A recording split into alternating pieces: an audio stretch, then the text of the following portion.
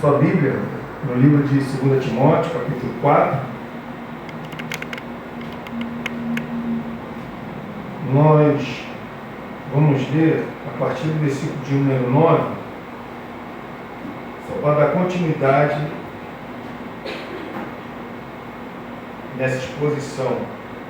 Do versículo 9 até o versículo 13, nós falamos semana passada. E hoje, então, nós vamos dar continuidade. Versículo 14 em diante.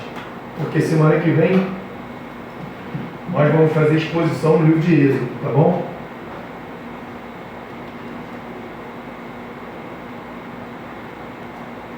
No mês de novembro, nós vamos começar a fazer exposição de Êxodo. Eu não sei se é semana que vem, por causa como que a reforma protestante ela vai, né, dia 30 ela faz o ano dela. Eu não sei se a mensagem vai ser voltada para a reforma protestante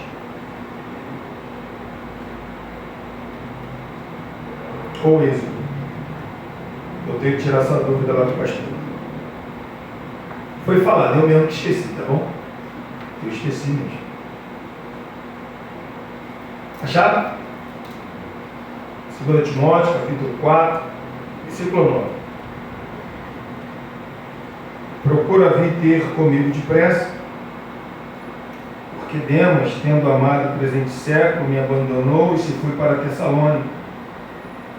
Crescente foi para a Galácia, Tito para a Dalmácia. Somente Lucas está comigo. Toma contigo Marcos e traze-o, pois me é útil para o ministério. Quanto a ti, mandei até Éfeso. Quando vieres, traz a capa que deixei em Troade, em casa de Carpo, bem como os livros, especialmente os pergaminhos. Chame, o latoeiro, causou-me muitos males. O Senhor lhe dará a paga segundo as suas obras. Tu guarda-te também dele, porque resistiu fortemente às nossas palavras. Na minha primeira defesa, ninguém foi a meu favor. Antes, todos me abandonaram. Que isso não lhe seja posto em conta.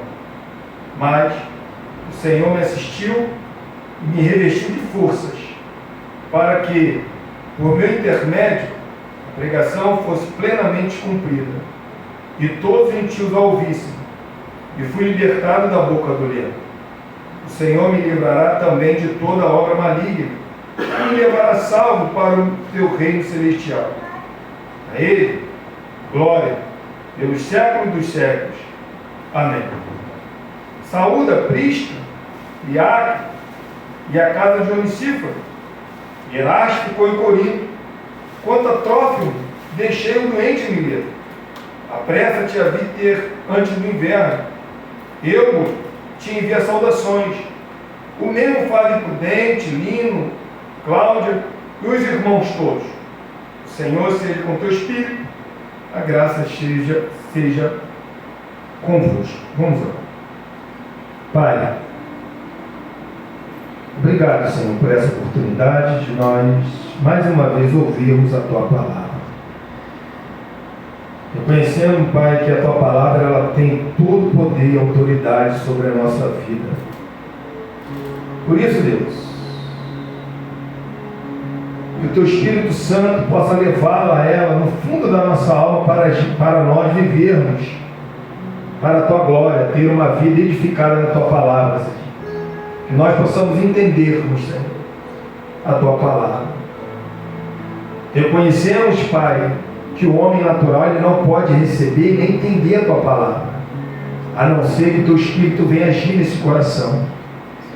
Se existe entre nós, Senhor, alguém que ainda o coração não foi regenerado, o Senhor ainda não deu essa vida a este coração, Deus, que nesta manhã venha acontecer esse milagre, esse poderoso milagre que um dia aconteceu em nosso coração, venha acontecer no coração dos ouvintes que ainda não foram regenerados, Deus.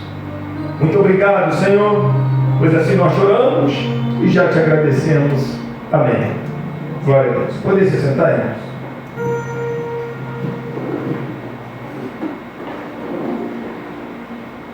Irmãos,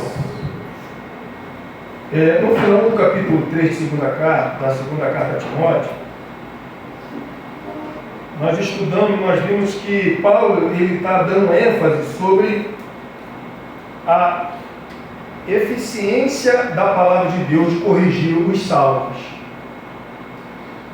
E ele fala que a Escritura ela é útil para o ensino, para a repreensão, para a correção e para a educação na justiça. No capítulo 4, no início do capítulo 4, nós também observamos que Paulo ele fala que essa palavra, que ela é eficiente para a edificação da vida dos salvos, ela é suficiente para poder salvar a vida dos perdidos. E é por isso que Paulo, já que ele falou que a palavra ele é eficiente para a vida dos salvos, ela também é suficiente para salvar os perdidos. E o mandamento de Paulo para Timóteo foi: pregue a palavra, seja no tempo oportuno, ou seja, não no tempo oportuno, esteja pronto para poder pregar a palavra. E como que essa palavra, ela tinha que ser, ou ela tem que ser pregada? Corrigindo, repreendendo, exortando com toda a longanimidade e doutrina.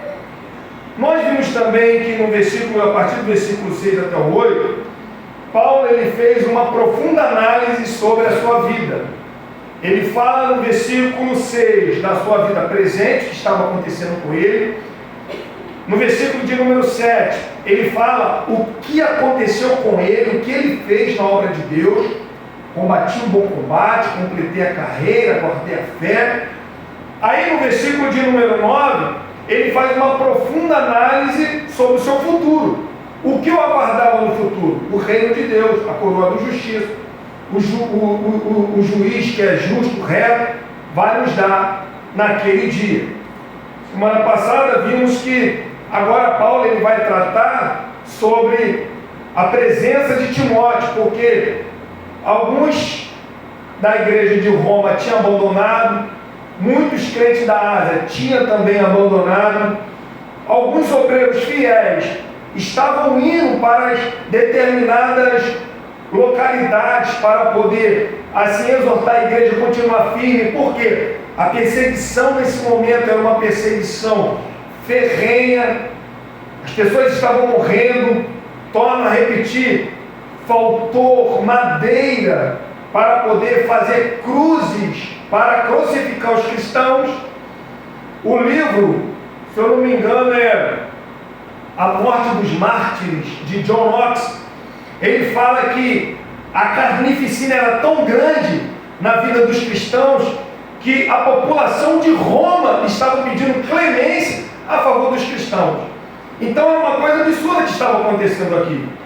E Paulo, então agora está falando para Timóteo: vem ter depressa comigo. Por quê? As pessoas, aquela carnificina estava acontecendo em Roma. Os cristãos de Roma que estavam conseguindo escapar de Roma, estavam espalhando a notícia do que estava acontecendo em Roma. E isso estava trazendo pavor à população cristã. Então, tanto como nós vimos semana passada, Crescente, que foi para Galácia, Tito para a Dalmácia, e outros irmãos estavam indo, Tíquico para Éfeso. Esses irmãos estavam indo para quê? Para fortalecer a vida dos irmãos que estavam, alguns que estavam até entrando em pavor pela situação. E Timóteo, então, e Paulo aqui está sozinho numa prisão, numa masmorra. Ele fala que somente Lucas está com ele, e ele pede então a presença de Timóteo: vem ter depressa comigo. E alguns pedidos que ele faz a Timóteo, no versículo de número 13, ele fala: traz a capa, traz os livros e os pergaminhos, Falei semana passada, a capa, por causa do frio, o inverno estava chegando, era um tecido grosso, um único tecido, onde tinha um furo no meio para entrar somente a cabeça. Esse tecido era muito grosso e protegia não só do frio, também da chuva. E Paulo ele fala sobre trazer os livros para poder meditar. Alguns acreditam que esse livro aqui seja alguma cópia do Antigo Testamento, ou até mesmo as escritas que ele escreveu quando ele esteve com Cristo, e os pergaminhos que ele ia dar continuidade nas escritas. E agora ele vai falar o problema que aconteceu e dando o nome de uma pessoa, e para que Timóteo pudesse ter cuidado com esta pessoa. Ele fala de um homem chamado Alexandre, e ele coloca a profissão desse homem, latoeiro, ou seja, era uma pessoa envolvida com metais, trabalhava com um tipo de metais gerais, seja cobre, seja aço, trabalhava com esse tipo de material. Sendo que, irmãos, esse nome Alexandre, ele era muito popular naquela época. E quando nós estudamos o Novo Testamento, nós temos 5 referências desse nome chamado Alexandre. Claro que os 2 estão nos evangelhos e não nos interessa. O que é que nos interessa? É mais a partir da narrativa de Atos e de 1 Timóteo e 2 Timóteo. Esses 3 nomes. Em Atos, quando nós abrimos em Atos capítulo 19, versículo de número 33, diz assim, ó: então tiraram Alexandre dentre a multidão, impelindo os judeus para a frente. Este, acenando com a mão, queria falar ao povo. O que estava acontecendo ali era que Paulo chegou juntamente com a sua comitiva, pregando o evangelho na cidade de Éfeso, e ali houve um grande avivamento. Então, um homem chamado Demétrio, ele que vivia daqueles símbolos da deusa Diana, daqueles santinhos, aquilo ali estava entrando em falência, muitas pessoas não estavam mais comprando. E ele vai reunir então o povo de Éfeso e fala: olha, a gente vai acabar entrando discreto, esse templo aí, com o tempo ele vai sumir se a gente não parar esse homem. E esse Alexandre, então, que era um judeu, ele se coloca, esse Demétrio coloca o Alexandre para poder falar. Alguns acreditam que ali, o que acontece? O Alexandre, ele se levantou para fazer acusação contra o apóstolo Paulo nessa cidade, lá em Atos capítulo 19, aparece esse primeiro nome, Alexandre. Outro ponto também que a gente vai ver é que no 1 Timóteo capítulo 1, versículo 20, diz assim, ó: e dentre esses se contam Emineu e Alexandre, os quais entreguei a Satanás para serem castigados a fim de não mais blasfemar. Nesse texto aqui, a gente vê que esse Alexandre que Paulo está falando, com Emineu, ele rejeitou a fé, mas não só rejeitou a fé, ele também blasfemou. E o que Paulo fez com esses 2 indivíduos que nós já falamos? Ele entregou a Satanás, ele excluiu da igreja, porque eram homens que tinham rejeitado não só a fé, mas estavam também blasfemando, estavam atacando o nome de Deus e a igreja. E o terceiro ponto, e o terceiro nome que a gente vê aqui, que Paulo fala do Alexandre, chamado Latoeiro. Agora, por que Paulo ele fala isso não? Porque Paulo ele pede para que Timóteo tenha cuidado com essa pessoa. Porque logo a seguir, Paulo ele vai falar assim, ó: causou-me muitos males. Alexandre, o latoeiro, me causou muitos males. Essa palavra aqui, muitos males, de acordo com um homem chamado William Darby, ele usa essa expressão significando, para dar informação do seguinte, que Alexandre o latoeiro, ele deu uma informação contra o apóstolo Paulo. O entendimento desse teólogo, comentarista, ele fala, quando Paulo está falando assim, o Alexandre o latoeiro, ele me causou muitos males, está falando que esse Alexandre o latoeiro, ele trouxe uma acusação contra o apóstolo Paulo, porque o apóstolo Paulo, ele está preso. E ele deixa muito bem claro que na sua primeira prisão, ou quando ele fala aqui, na minha primeira defesa, ninguém foi a meu favor, nesse momento, esse homem chamado Alexandre, ele vai lá acusar Paulo, ele faz alguma acusação contra o apóstolo Paulo, de acordo com William Barclay, um grande teólogo. Agora, A gente vê, irmão, que se isso for verdade, se realmente esse teólogo está correto na sua interpretação aqui, a gente vê que naquela época, quando você informava alguma coisa para o Império Romano, você receberia algo em troca. Você dava alguma informação importante para os políticos romanos e ali você recebia alguma coisa em troca, alguma recompensa. Alguns historiadores eles vão afirmar que este Alexandre, o latoeiro, ele traiçoeiramente ele deletou Paulo, resultando em sua segunda perseguição.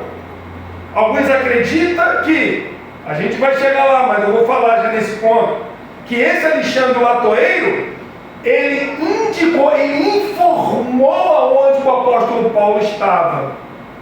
Então, de acordo com os historiadores, Paulo, ele foi preso porque o Alexandre, o latoeiro, o delatou, o informou para receber algum benefício próprio.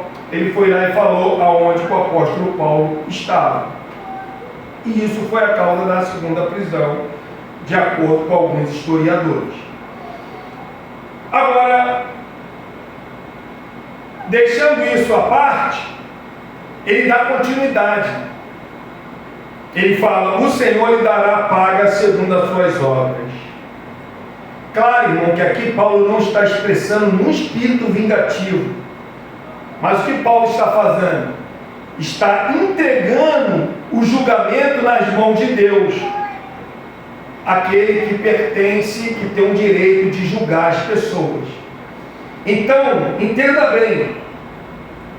O Alexandre latoeiro trouxe um prejuízo tão grande ao apóstolo Paulo, que o apóstolo Paulo olha para aquele grande inimigo do evangelho, da sua pessoa, mas não procura se vingar. Ele fala assim, que o Senhor lhe dará a paga segundo as suas obras. O homem que estava preso, abandonado, se, de acordo com o historiador ou William Barclay, essas informações estão corretas, Paulo está preso por causa desse homem, mas ele não quer vingança, ele entrega a causa na mão de Deus. Por que Paulo ele entrega a causa na mão de Deus?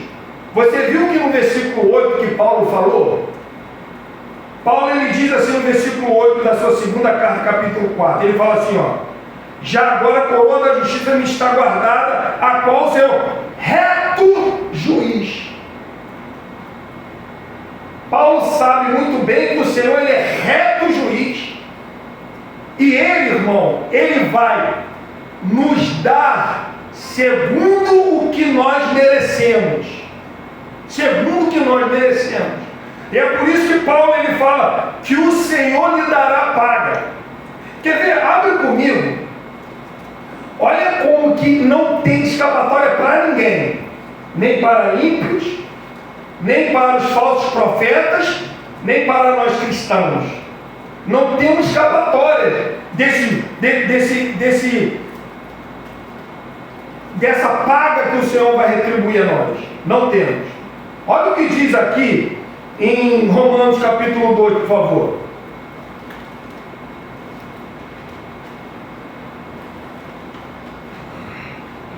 Tanto Paulo, irmão, como Alexandre, eles receberão a retribuição do Senhor.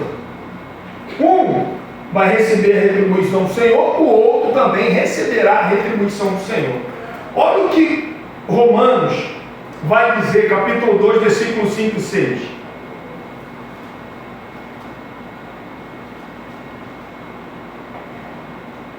Olha o que diz. Mas, segundo a tua dureza e coração impenitente, olha o que acontece.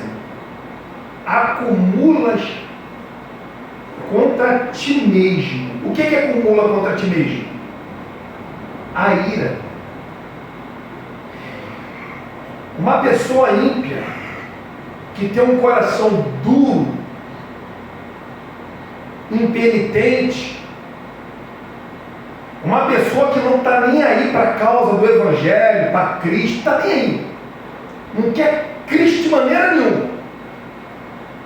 Paulo, ele fala que essa pessoa, ela acumula ira. Irmão, você já parou para pensar o que é acumular ira? Que ira é essa? A ira de Deus.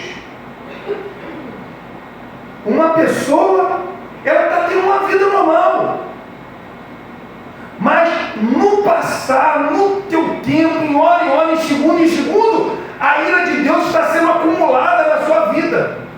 É isso que o Paulo está falando. Acumulas contra ti mesmo a ira de Deus. Para quê? Essa ira está sendo acumulada. Para quê?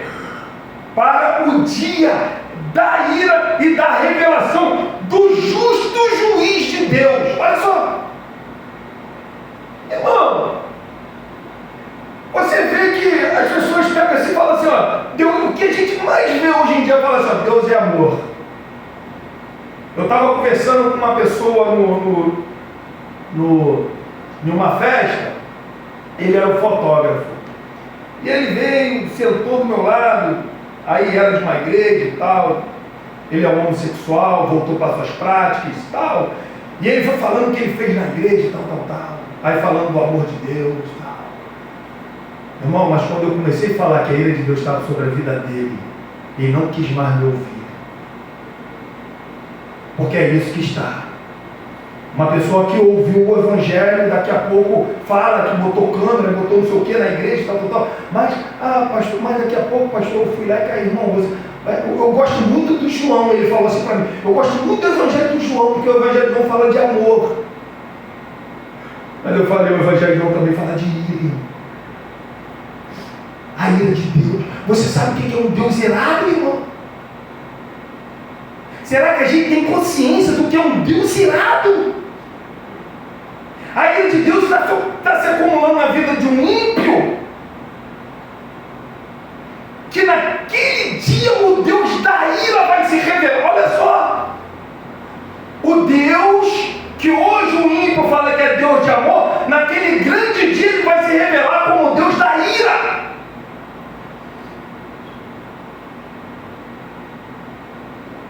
Deus da ira. E ele finaliza assim, ó, que retribuirá cada um segundo os seus procedimentos. O ímpio vai responder por cada coisinha que fez.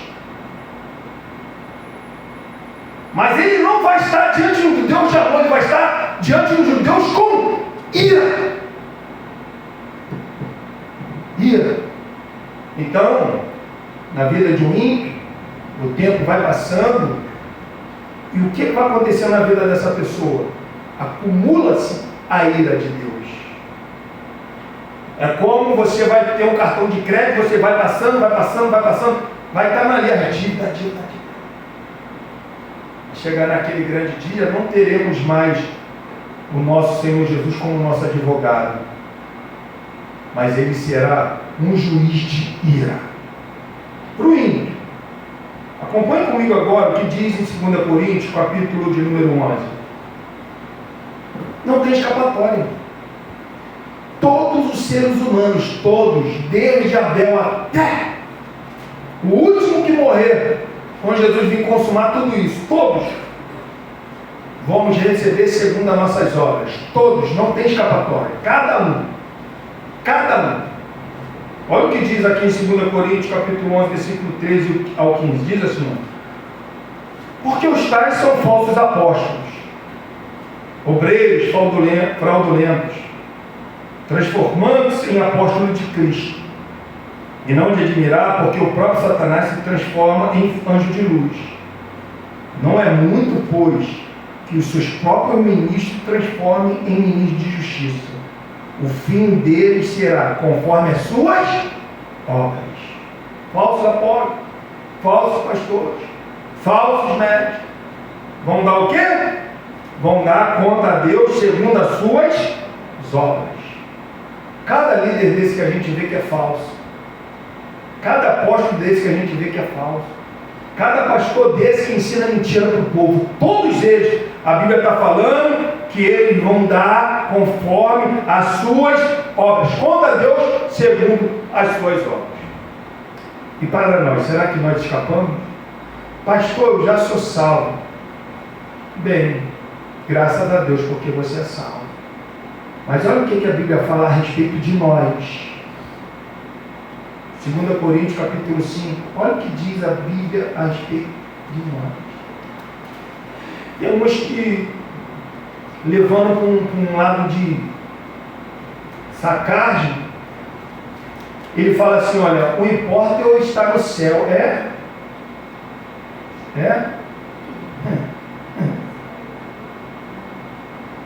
Pensa nisso? Importa estar no céu? A gente não sabe, irmão, o que é estar diante de um Deus que vai nos julgar, ainda com os salvos. Nós não sabemos como será esse julgamento, mas esse julgamento não será fácil, não.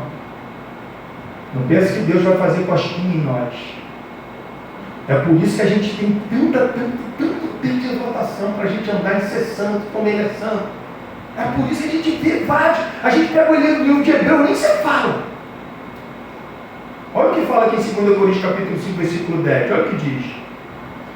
O apóstolo Paulo, ele se coloca aqui, irmão. Olha o que ele diz. Porque importa que todos nós compareçamos perante o tribunal de Cristo, para que cada um receba, segundo o quê? Recebeu o quê? Segundo o bem e o mal. Então nós vamos comparecer diante do tribunal de Cristo, vamos receber segundo o bem que nós fizemos, mas o mal também está aqui. O mal também está aqui. Não é só o bem, mas também vamos receber também o mal que está aqui, que nós praticamos. É por isso que ele está continuando, que tivemos feito por meio do corpo. Vamos prestar conta a Deus. Apocalipse capítulo 20 vai dizer que o além, que o mar vão entregar os seus mortos para ser julgado e condenado segundo as suas obras. Não vai ter escapatória. O que Paulo está falando, o Senhor lhe dará a paga segundo as suas obras. Isso aqui ele está falando do Alexandre Latoeiro, que causou muitos males para a sua vida. Mas esse aqui o Senhor lhe dará segundo as suas obras. Isso aqui engloba todas as pessoas do universo que já viveu, desde Abel até o último indivíduo, até o Senhor voltar e fazer a consumação do mundo. Aí ele vai dizer assim, tu guarda-te, versículo 15, tu guarda-te também dele, porque resistiu fortemente às nossas palavras. Provavelmente, quando fala assim, tu guarda-te, porém, tu guarda-te também dele, porque resistiu fortemente às nossas palavras. A primeira ponto é tu guarda-te também dele. Aqui tem duas interpretações. Se for de acordo com William Barclay, os historiadores, alguns, quando Paulo fala assim, tu guardas também dele, por quê? Se essa interpretação estiver correta, o Alexandre Latoeiro, ele estava em Troade, ficava em Troade, ele deletou o apóstolo Paulo, que estava hospedado lá na casa de Creta, estava lá na casa de Carpo, estava na casa de Carpo, estava lá. O Alexandre Latoeiro vivia em Troade. Então, quando o Alexandre Latoeiro falou, olha, Paulo está na casa de Carpo, quando os soldados romanos foram para capturar o apóstolo Paulo lá deixou seus pertences, a capa, os livros, os pergaminhos. E Paulo ele pede para Timóteo lá em Troade, na casa de Carpo, pegar os livros, os pergaminhos, a capa. Então, quando Paulo fala tu guarda também dele, é porque se Alexandre Latoeiro está lá em Troade, pode causar algum mal, tu guardas também dele, vigie, toma cuidado. Alguns acreditam que Timóteo já não estava mais em Roma. Por quê? No versículo 12 fala assim, ó, quanto a Tíquico mandei até Éfeso. Não mandei até ti, mandei até Éfeso. Então alguns acreditam que Timóteo, por causa da perseguição, já estava num lugar escondido, aonde alguns irmãos tinham essa informação onde que ele estava. Como que era uma pessoa procurada, filho do apóstolo Paulo, pela fé, uma pessoa de renome, qualquer momento o imperador poderia fazer alguma coisa com ele também. Então ele está falando, o Alexandre Atoeiro, guarda-te também dele. Agora outros não. Outros acreditam que aqui pode estar se referindo, quando Timóteo chegar em Roma, guardar de Alexandre Atoeiro, porque esse homem aí é um inimigo da fé. Guarda-te também dele, porque ele causou muito mal. Quando você chegar em Roma, ele vai estar aqui, então guarda-te também dele. Qual o conselho? Guarda-te desta pessoa.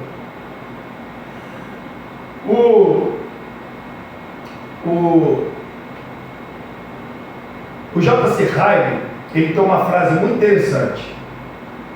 Ele fala assim, olha, se o ímpio ele não consegue andar com você no caminho estreito, você não pode andar, o ímpio não. Se o teu amigo não consegue andar contigo no teu caminho estreito, você não pode andar nos caminhos lá com ele. Olha só. Verdade. É ou não é? Se eu tenho um amigo que ele não consegue andar nos meus caminhos estreitos, que eu ando a porta estreita, eu também não posso andar com ele. Eu tenho que ter cuidado com os alixantes que tem. Quem disse, irmão, que não tem alixante também dentro da comunidade evangélica? Tem. Pessoas que causam malha fé. E essas pessoas, elas têm um costume de corromper os nossos bons costumes. É por isso que nós temos o quê? Que nos afastar dessas pessoas. Observamos que Paulo, ele falou para Timóteo, foge ou tu sinta as paixões da mocidade. Não acompanha essas pessoas, não foge. E ele está falando para Timóteo agora, guarda-te de Alexandre Atoeiro. Guarda-te de Alexandre Atoeiro. Por quê? Versículo 15. Porque resistiu fortemente às nossas palavras. Aqui, irmão, pode significar tanto o Evangelho quanto a defesa do apóstolo Paulo. Não temos aqui o significado correto do que Paulo queria dizer quando fala resistiu fortemente às nossas palavras.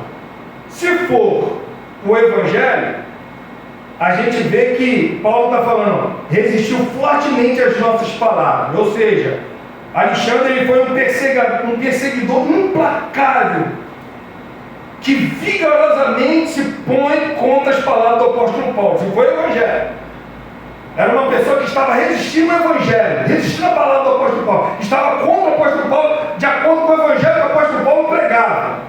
Era um homem que resistia.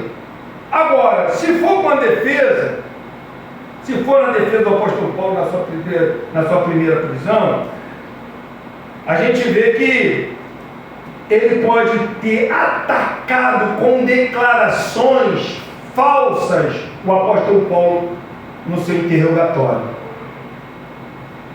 Quando fala resistiu aqui então às minhas palavras, pode ser do Evangelho ou pode ser na defesa do apóstolo Paulo, esse homem. Versículo 16. Na minha primeira defesa ninguém foi ao meu favor, antes todos me abandonaram, que isso não me seja posto em conta. Na minha primeira defesa. Aqui, irmão, a maioria dos comentaristas entende que essa primeira defesa foi o primeiro interrogatório, ou seja, foi uma investigação preliminar, procedendo o julgamento definido. Quando ele fala na minha primeira defesa, ou seja, pode ter sido o primeiro momento do seu interrogatório, ninguém foi a seu favor. Por quê? Todos abandonaram. É o que ele fala. Ninguém foi ao meu favor, antes me abandonaram. Irmãos, nós vimos já semana passada que Paulo ele já não tinha auxílio da igreja de Roma. Por quê? Ele pediu para Timóteo trazer a sua capa lá de Troade. Traz sua capa. Se ele tivesse auxílio, os irmãos poderiam providenciar algum tipo de cobertor para o apóstolo Paulo naquela prisão fria. E o mais preocupante seria o inverno que estava chegando. Então o apóstolo Paulo já tinha sido abandonado. E aqui mais uma vez ele fala que no momento ali da sua defesa ninguém foi a seu favor. Ninguém. Antes todos me abandonaram. Irmãos, imagine você faltando cruz para os cristãos ser crucificados. Olha só.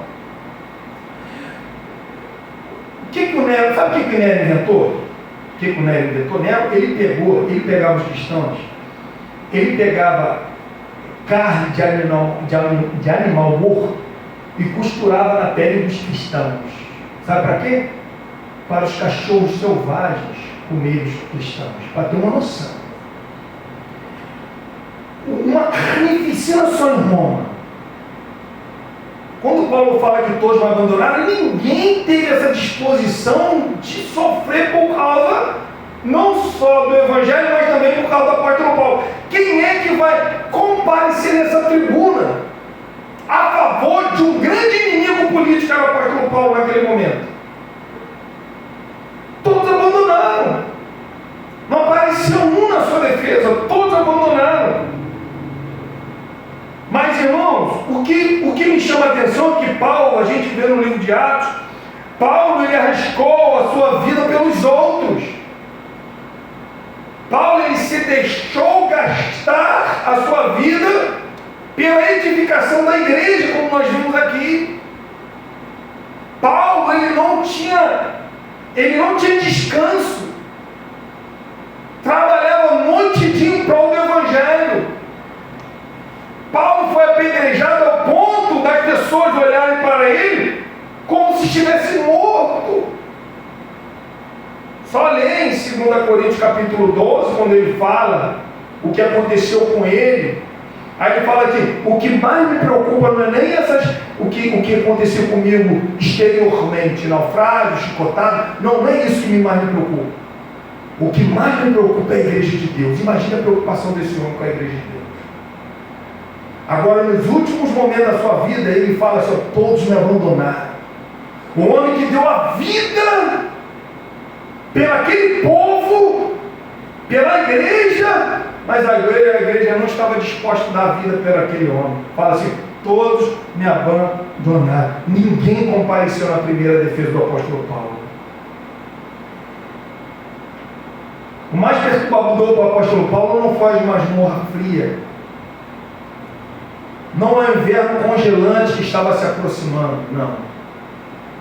O mais perturbador para o apóstolo Paulo foi a ingratidão dos irmãos. Não é fácil,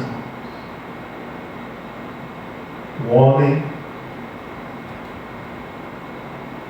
que, incansável, arriscou a sua vida e agora ele está vendo a ingratidão dos irmãos. Irmãos,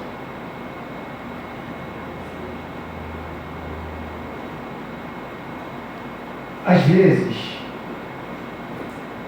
a gente costuma memorizar somente a ingratidão das outras pessoas. Sabia? Na nossa mente, a gente fica gravada, né, a ingratidão. Pô, aquela pessoa foi ingrata comigo. Mas será que na nossa mente tem a mesma disponibilidade de gravar a ingratidão que nós fazemos com as outras pessoas? Você já um dia já parou de pensar assim e fala assim: ó, meu Deus, eu fui ingrato com essa pessoa. Essa pessoa só me fez bem, eu fui ingrato com essa pessoa. Já parou? Já pensou nisso? Porque às vezes tem facilidade de falar da ingratidão daquela pessoa que foi ingrata, mas e quando nós somos ingratos?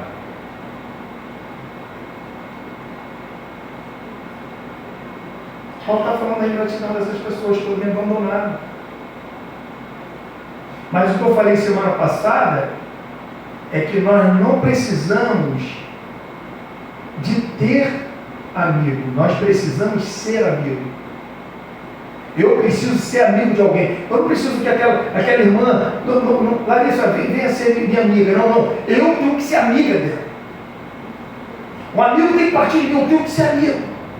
Por quê, irmão? Os verdadeiros amigos é aquele que chega quando todos forem embora. É aqueles que estão ao seu lado, mesmo que esteja no silêncio.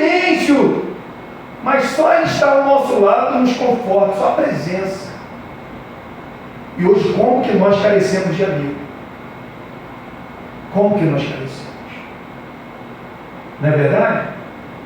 Se eu falar aqui, ó, pega uma mão aqui, vê se nos seus 5 dedos você conta amigo. Vai ter difícil. Você vai pegar, não tenho. O segundo, o terceiro, então nem se fala.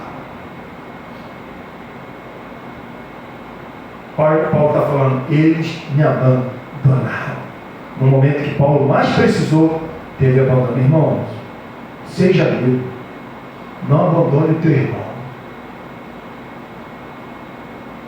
Não abandone o teu irmão. Não abandone. Não abandone a tua família. Não abandone. Seja sempre amigo. Quando uma pessoa pensar que foi abandonada, vem você lá, não, fulano está aqui comigo. Não. Mas Paulo ele não para por aí. Ele continua falando que isto não lhe seja posto em conta. No versículo de número 17, mas o Senhor me assistiu e me revestiu de forças. Olha só. Paulo ele poderia encerrar a sua carreira aqui nesta terra se lamentando. Poderia ou não poderia? Poderia estar se lamentando. Poderia estar chorando, Senhor, todos me abandonaram, se vitimizando. Ele poderia estar. Senhor, todos me abandonaram, eu estou aqui sozinho. Mas uma coisa que Paulo carregava com ele, e como eu falei semana passada, é o suficiente. Ainda que nós sejamos humanos, nós precisamos de amigos, precisamos de pessoas. Mas Paulo sabia, Paulo tinha convicção tremenda de que o melhor e o maior amigo estava com ele. Ele fala assim, todos me abandonaram, mas o Senhor não. O Senhor me assistiu. É isso que nós, irmãos, na nossa luta nós temos que passar. Nosso momento de tribulação, quando achamos que todos nos abandonaram, nós temos que ter essa convicção como o apóstolo Paulo teve. O Senhor me assistiu, o Senhor está aqui comigo, passando comigo. O Senhor está neste momento caminhando junto comigo. O Senhor entrou comigo na cova dos leões, o Senhor entrou comigo na fornalha, o Senhor entrou comigo no vale, o Senhor entrou comigo no deserto, aonde que for, o Senhor está me assistindo, o Senhor está comigo. É a maior força que um ser humano pode ter, irmão. É por isso que ele falou, o Senhor me assistiu e me deu força, me revestiu de força, irmão. Como que isso é glorioso, querido? Como que isso é satisfatório para a nossa alma, saber que o nosso Deus está ao nosso lado, não nos abandonou. Meu pai não está aqui, minha mãe não está aqui, todos não estão aqui, a igreja não está aqui, mas o Senhor está aqui me dando força. Por isso que eu completei a carreira, por isso que eu guardei a fé, por isso que eu combati o bom combate, porque o Senhor me assistiu. Sendo que tem muitas pessoas que nesse momento vão se lamentar. Paulo não encerra sua carreira frustrado, não está com a sua alma amargurada. A ingratidão dos homens não enfraquece, a fé de apóstolo Paulo não enfraquece. A graça de Deus existiu até o último fôlego de vida. Foi abandonado pelos homens, mas assistido por Deus. Assim como Jesus, lá no Getsemane, foi assistido pelos anjos. Quando os apóstolos, os seus discípulos abandonaram, mas os anjos estavam lá assistindo Jesus. Estava acontecendo com o apóstolo Paulo. Irmão, em toda e qualquer situação, Deus, entenda bem, Deus é o nosso refúgio, socorro bem presente no momento da nossa angústia. É Deus. É Deus. É por isso que na oração Jesus falou, quando for orar, olha assim, Pai, porque Ele é o nosso Pai, irmão. Ele é o nosso Pai. Ele é um pai de amor. Ele é o nosso pai que nos disciplina. Ele é nosso pai que pega assim, olha, fala assim comigo assim: Alex, você errou o caminho, ó, anda para ele. Aí eu não obedeço, ele vai lá e dá um pescoção. Anda, cara. Eu falei, cara, porque ele é nosso pai. É o que fala lá em Hebreus capítulo 12, ele é o nosso pai. Nós não somos abastados, irmão. Nós não estamos abandonados. Nós temos um pai, nós somos filhos de Deus. É por isso que Jesus falou assim: quando orar, ora assim, Pai nosso que está no céu. Paulo sabia muito bem o que é ter um pai. E eu quero que você saia daqui nesta manhã sabendo que você tem um pai. Não um pai de sangue, que é limitado, mas um pai espiritual que é ilimitado, tem poder para fazer o que bem entender. E esse é o nosso Deus.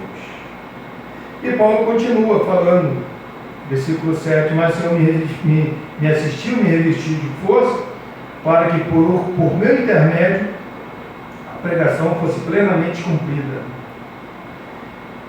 e todos os gentios a ouvissem. Paulo então, Deus revestiu, o apóstolo Paulo de força para que ele pregasse até o fim. Paulo ele foi preso, mas a palavra estava livre. Paulo ele foi degolado, de acordo com os historiadores, mas a sua voz ainda ecoa nos ouvidos da história. Suas cartas são luzeiros ainda para o mundo. As cartas do apóstolo Paulo é luz para nós, é luz para a igreja, luzeiro. Era um homem aqui que está falando que foi revestido até o momento para que a palavra de Deus fosse pregada e os gentios, nós, pudéssemos ouvir essa voz. E ele fala assim, ó, fui libertado da boca do leão. Irmão, tanto Cristo como Satanás são referidos como um leão na Bíblia. A gente vê Pedro, ele falando que o leão ruge. Satanás é o leão que ruge.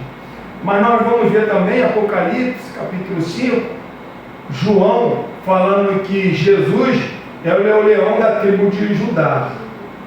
O que isso nós podemos ver quando fala de leão? Fala de força. Claro que um é muito limitado, o outro é ilimitado. O leão da tribo de Judá ele é ilimitado. Um ruge, o outro não, o outro agarra, o outro estraçalha, porque ele é o leão, ele é o verdadeiro leão. Mas provavelmente essa palavra aqui, quando fala foi libertado da boca do leão, provavelmente essa palavra aqui, ela está de uma forma figurada. Muitos acreditam que seja de uma forma figurada, não está falando de Satanás, está falando sim de Nero, ou então ele pode estar falando literalmente dos anfiteatros que os cristãos estão sendo jogados e os leões comendo. Então alguns acreditam que aqui pode estar de uma maneira literal, quando Paulo fala, fui liberto da boca do leão. Agora, irmão, é de muito estudo. Alguns acreditam que do versículo de número 17 ao versículo de número 18 se passaram 2 anos, não sabemos se é verdade. Alguns historiadores vão por essa linha. Eles acreditam que quando Paulo fala assim, ó, fui libertado da boca do leão, Paulo ele foi solto, pregou na Espanha como que ele tinha essa finalidade de pregar na Espanha, pregou na Espanha, quando voltou depois de 2 anos foi preso. Alguns acreditam. Mas isso aí não é a maioria. A maioria acredita que quando ele fala fui libertado da boca do leão, pode se referir a Nero, o imperador Nero, ou então literalmente um leão mesmo dos anfiteatros. E ele continua falando, o Senhor me livrará também de todas as obras malignas e me levará salvo para o seu reino celestial. Olha, o Senhor me livrará e o Senhor também me levará. O que Paulo ele tinha mais certeza da sua vida eram essas 2 coisas aqui. Porque ele acabou de falar, quando ele faz uma profunda análise do seu passado, porque o Senhor já tinha livrado ele de milhares de obras malignas. Tem um momento que ele escreve para Tessalônica, ele fala assim, ó, Satanás me embarrou de ir aí, me impediu de estar aí com vocês. Então, Paulo ele lutou. livrou Paulo de todas essas obras malignas, de tudo. Agora, já que ele livrou de tudo, também vai livrar dessa. E ele termina falando: e me levará salvo para o reino celestial. Olha só aí. E me levará salvo para o reino celestial. Irmão, a solidão do apóstolo Paulo, a dor do apóstolo Paulo naquela prisão, a privação, o abandono, isso tudo trouxe uma perspectiva do apóstolo Paulo ao céu. Olha só como é que esse homem está feliz. O Senhor me livrará de toda obra e me levará salvo. Olha a convicção. Irmão, olha para a tua natureza. Olha para você. Olha como que você serve a Deus. Olha como que você pensa a respeito de Deus. Olha como é que você ora a Deus. Olha como é que você caminha nos caminhos de Deus. Olha só. Você acha isso bom? Você acha, eu estou caminhando bem? Você acha? Eu não acho. É por isso que o nosso desejo, o desejo da igreja é de amar a vinda do Senhor, porque aí sim nós vamos andar perfeito, vamos dar o que é perfeito para Ele. Mas enquanto estamos aqui, nós vamos dar, tipo assim, um cascalho para Deus. A nossa vida, a maior santidade que eu possa ter, nós somos um cascalho para Ele. Como que a gente vai dar algo perfeito para Ele? Quando a gente estiver no seu reino celestial, assim, livre desse pecado maldito que está dentro de nós, livre desse pecado maldito que está dentro de nós, que faz com que nós venhamos pensar algo maligno, livre de tudo isso. Aí sim, nós vamos dar o que é perfeito para Ele. O apóstolo está falando, está pegando todos esses desastres da vida dele, tudo que aconteceu, ele fala: Ele me levará salvo para o seu reino. Irmãos, em vez dele fechar os seus olhos com pessimismo, com ressentimento e amargura, ele termina erguendo aos céus um tributo de louvor a Deus. Olha como é que ele finaliza: a Ele glória pelos séculos dos séculos. Amém. Amém. Que nós, irmãos, venhamos caminhar e terminar a nossa vida como esse homem. Entenda bem, o mesmo Deus que nos salvou, a mesma fé que Deus colocou no coração dele, o mesmo Deus colocou em nosso coração, é o mesmo Deus que nos salvou.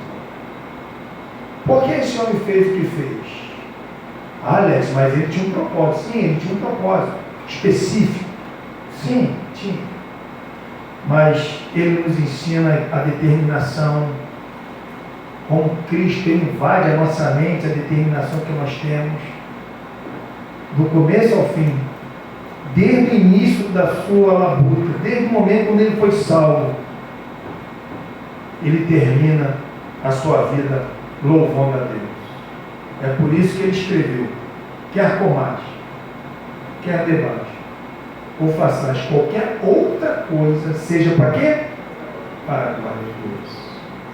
Deus te salvou, irmão, para a glória dele. Que esse louvor a Ele, a glória pelos séculos dos séculos, venha estar sempre no nosso coração e na nossa mente.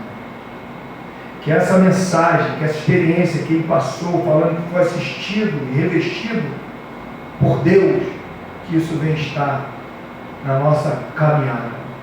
Não é fácil, mas o nosso Deus nos reveste de força e poder. Amém, irmãos? E ele finaliza dando as suas saudações, iniciar a sua carta com saudações de bênção apostólica. Ele não deixa de lembrar dos seus velhos amigos. E ele fala assim: são pessoas que estavam popó com ele. Quando ele fala em todos me abandonaram, claro que ele fala específico da onde que é, da Ásia, todos me abandonaram da Ásia, e alguns de Roma. Mas aqui ele dá continuidade falando assim: Saúda Prisca, Iaque e a casa de Onicíforo. A gente já estudou Onicíforo. Erasto ficou em Corinto. Quanto a Trófimo, deixei doente em Mileto. Apressa-te vir antes do inverno. Eu te envio saudações. O mesmo fazem Prudente, Lino, Cláudio e os irmãos todos. O Senhor seja com teu espírito, a graça seja com todos. Finalizou. A últimas palavras que nós temos do apóstolo Paulo: o Senhor seja com teu espírito e a graça seja com todos.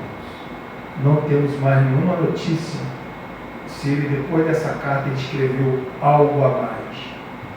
Não sabemos se ele teve tempo, mas o que a história conta é que, como ele sendo romano, ele não poderia ser crucificado como os cristãos estavam sendo. Ele tinha que ser degolado. E é isso que aconteceu. Foi degolado. Quem já viu o filme do apóstolo Paulo, esse do velho barbudo preso na cadeia, viu o final da sua vida, ele com a cabeça no tronco e o cara com machado. De repente não, Deus, ele não livrou o apóstolo Paulo da morte, mas livrou da morte. Quando a cabeça desse homem caiu, quando a sua alma subiu, que ele fala que é incomparavelmente estar com o Senhor, era a melhor coisa. Você imagina a felicidade desse homem, irmão. Você imagina a felicidade dele. Pode ter deixado esse corpo com uma preocupação com a igreja, porque ele estava preocupado. É por isso que ele está aconselhando Timóteo. Alguém tinha que ficar no lugar dele. E os historiadores do passado contam que Timóteo ele foi bispo de Éfeso. Alguém tinha que ficar no lugar dele. Essa é a preocupação do apóstolo Paulo. Quem vai dar continuidade? É por isso que essa carta é cheia de conselhos. Olha, pega aquelas pessoas, né, pega aquelas pessoas que são úteis, e ensina também para eles, e assim ensinar os outros. E chegou até nós essa palavra. Graças a Deus. Final da carreira do apóstolo Paulo. Que o Senhor seja com o teu espírito, a graça seja com todos. Que a graça de Deus, irmão, esteja na vida de cada um de nós. Amém? Vamos colocar de pé, todos estão orando.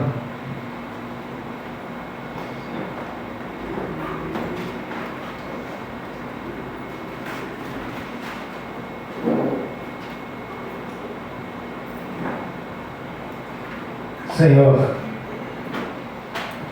louvamos o teu bendito nome.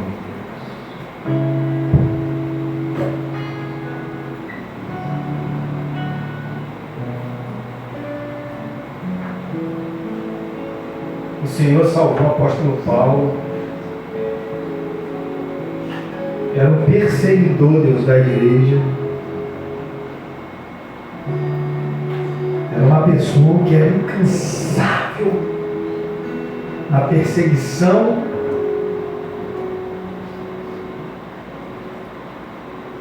do cristianismo.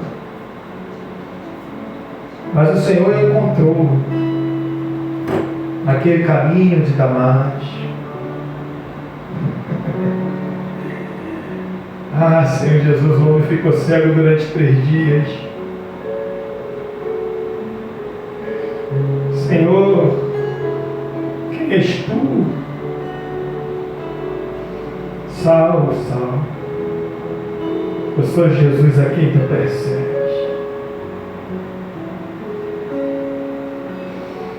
Que salvação, Pai. O que o Senhor pode fazer na vida de um inimigo teu? O que o Senhor faz na vida de uma pessoa, Deus, é incomparável, Pai. O que o Senhor fez na nossa vida, de repente nós não éramos perseguidores da tua igreja. Nós não matávamos os cristãos, não, Deus.